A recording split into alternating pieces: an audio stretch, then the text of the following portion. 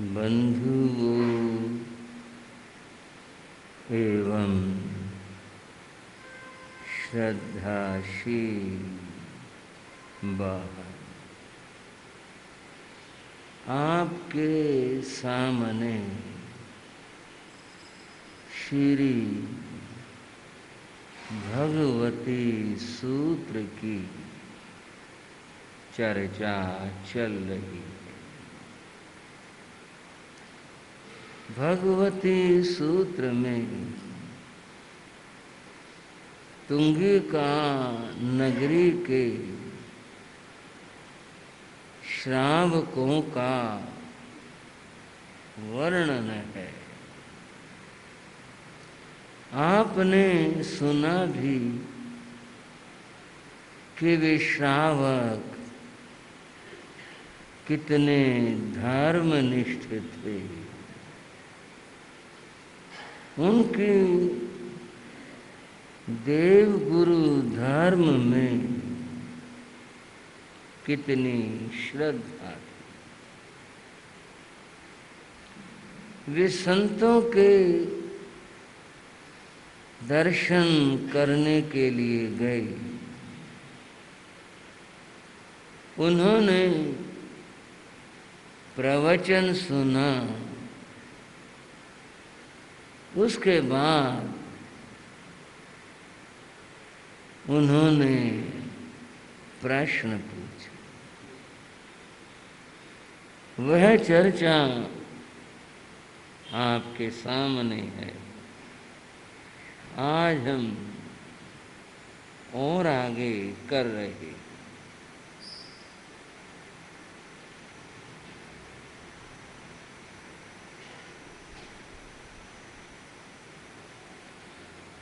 तैणं से समणो वासया थेरे भगवन्ते एवं वयासी जैनं संयमे अर्णनये फले तवे बोधान फले कियत्येनं भन्ते देवा देवलोयेषु उवज्जन्ति तत्क्षणं काले पुत्रे नामं थेरे से समणो वासे एवं वयासी पोव तवेण अज्जो देवा देवलोयेषु उवज्जन्ति तत्क्षणं मेहिले नामं थेरे ते समणो वासे एवं वयासी पोव संयमेण अज्जो देवा देवलोयेषु उवज्जन्ति तत्क्षणं आनंद रक्षीणां थेरेते समणो वासे एवं वयासी कम्याय अज्जो देवा देवलोयेषु उवज्जन्ति तत्क्षणं कासेनां थेरेते समणो वासे एवं वयासी संज्ञाय अज्जो देवा देवलोयेषु उवज्जन्ति पूव तवेणं पूव संयमेणं कम्याय संज्ञाय अज्जो देवा देवलोयेषु उवज्जन्ति सच्चेनं एष अट्ठे नो चेवणं आतभावत व्याये।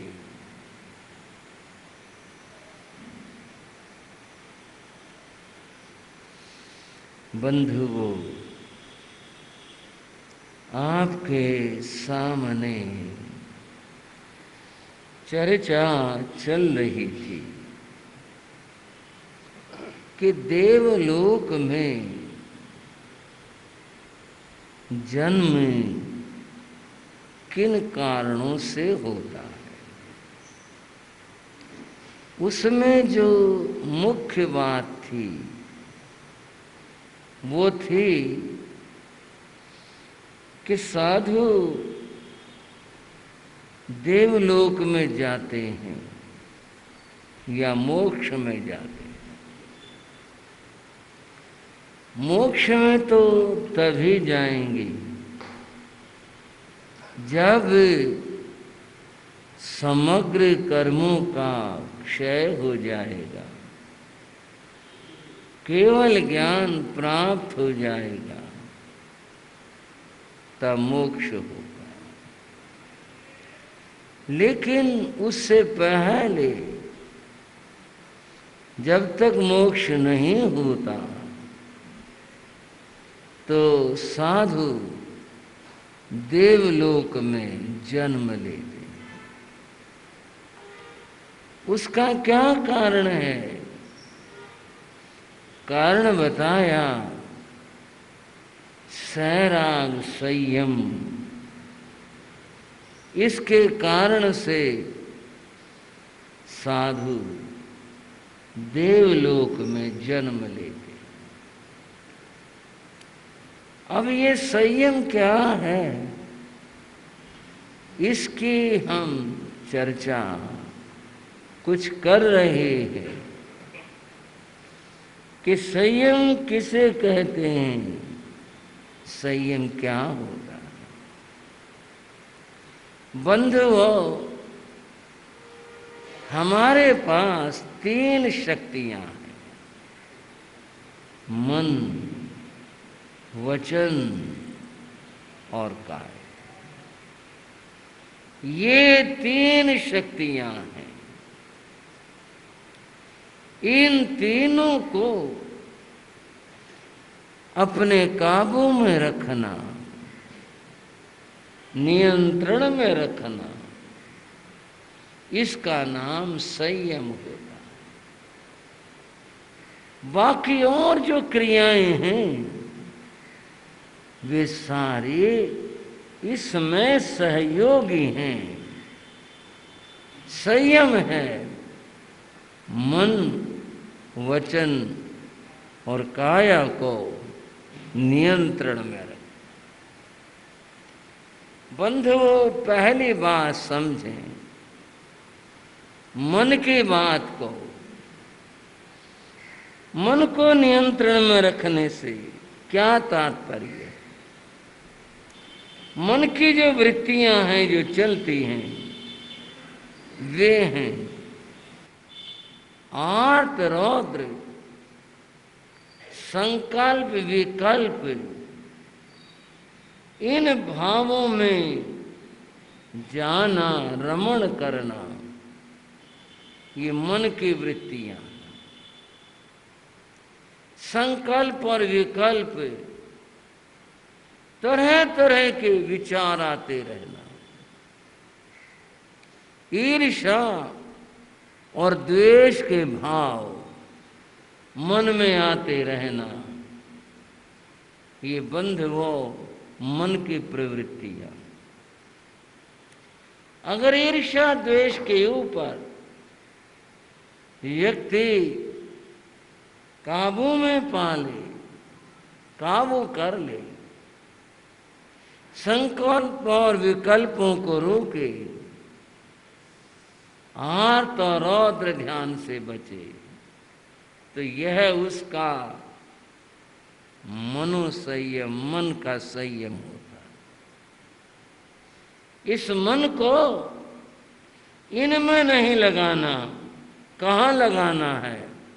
धर्म ध्यान में, शुक्ल ध्यान।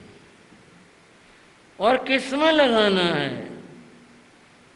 सारे जगत के लिए अच्छा सोचना, किसी के लिए भी बुरा नहीं सोचना, यह है मन की अच्छी प्रवृत्तियां। संयम की बात समझाते हुए आचार्यों ने कहा, शुभ है प्रवृत्ति, शुभ में प्रवृत्ति हो, अशुभ है निवृत्ति और अशुभ से निवृत्ति। बुरा नहीं सोचना किसी के प्रति और सदैव अच्छा भाव बना रहे। बंधुओं, यह है मन का संयम। जब हो अच्छा चिंतन करो, अच्छा विचार करो, बुरा मत सोचो। किसी के लिए भी अशुभ का चिंतन मत करो, शुभ का चिंतन करो। ये एक बात हुई। दूसरी बात है वाणी का संयम। वाणी का संयम है झूठ नहीं बोलना। सबसे पहली बात वाणी के बारे में कही कि झूठ नहीं बोलना, मौन रह लो। अगर ऐसी कोई परिस्थिति है वहां झूठ लग रहा है तो व्यक्ति मौन रह ले, लेकिन झूठ नहीं। झूठ बोलना वाणी का असंयम है, इससे बचो। अगर आप सत्य बोलते हैं तो वाणी का संयम आपके जीवन में है, हमारे जीवन में। वाणी के और भी दोष हैं, जैसे निंदा करना, यह भी वाणी का दोष है। हम निंदा क्यों करें, किस लिए करें? निंदा करना कर्मों का बंध करना है। श्रावकों और श्राविकाओं, आप सबको मैं शास्त्र की बात प्रस्तुत कर रहा हूं, बता रहा हूं। निंदा करना यह है कर्मों का बंध करना। पूज्य गुरुदेव योगीराज कहा करते, निंदा करना दूसरे की गंदगी को अपने घर में डालने के समान है।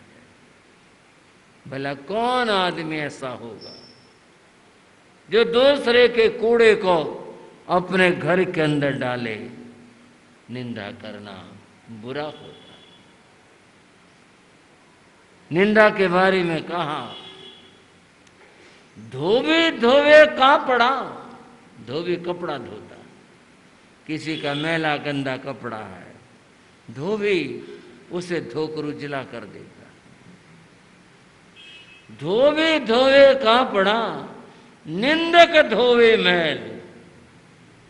ये बात सोचने की हुई। निंदा करने वाला दूसरे का जो मैल है, गंदगी है, वो धोता। भार हमारा ले चला, निंदक हमारा भार बोझ ले जा रहा है।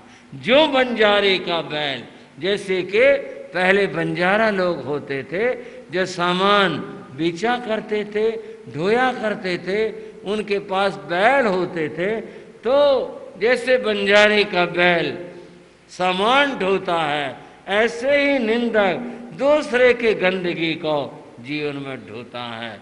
धोबी केवल कपड़ा धोता है और निंदक दूसरे के मैल को धोता है। मैंने एक लोक कथा पढ़ी। लोक कथा में ये बताया कि एक गांव था। बहुत सारे लोग रहते थे। गांव में पंचायत भी थी।